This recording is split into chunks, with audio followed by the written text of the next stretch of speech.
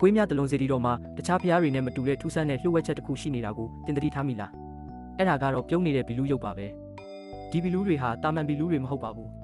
မြတလုံးစေတီတော်ကြီးကိုလူတရက်ဘီလူးတရက်ဝိုင်းဝန်းတည်ထားခဲ့ကြတဲ့ဘောတော်ဘောကျော်ဘောသူရဘောရတာဆိုတဲ့ဘီလူးညီနောင်လေးဖော်တဲ့ကတူးဖြစ်တဲ့ဘောကျော်ရဲ့ရုပ်တုတွေပါမြတ်စွာဘုရားရှင်ဝါတော်နှစ်ဆက်ကျော်မှာနာဂုတ်တမတောင်ယခုမြတလုံးတောင်ကိုကြွချီလာစဉ်တိကျမင်းကလူတန်းခဲ့တဲ့မြတလုံးတော်နဲ့မြတပိတ်ကိုဘီလူးညီနောင်တွေကထာပနာပြီးစေတီတည်ခဲ့ကြပါတယ်တိကျမင်းကဘီလူးတွေတည်တဲ့နေရာဟာဗျာဒိတ်တော်နဲ့မညီလို့မြတလုံးကိုပြန်သိမ်းပြီးရက်သေးတွေထံအနှံခဲ့ပါတယ်ဘီလူးတွေလူပြန်ဝင်စားမှသာစေတီတည်ခွင့်ပေးမယ်လို့မှာကြားခဲ့ပါတယ်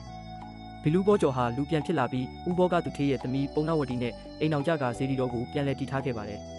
စေတီတည်နေရင်တရားတရားလွန်ခဲ့ပြီးတောတပံတည်သွားကနောင်ခုနှစ်ဘဝအကြာတွင်နိဗ္ဗာန်ဝင်ရတော့မယ်ဆိုတာကိုသိရှိသွားတဲ့အတွက်ဝမ်းသာပီတိဖြစ်ကပြုံးရမိခဲ့တာဖြစ်ပါတယ်ဒါကိုအမှတ်တရအနေနဲ့ပြုံးနေတဲ့ဘီလူးရုပ်တွေဖြစ်ဒီတုကလက်ရမှာထဲသွင်းထုလုပ်ခဲ့တာဖြစ်ပါတယ်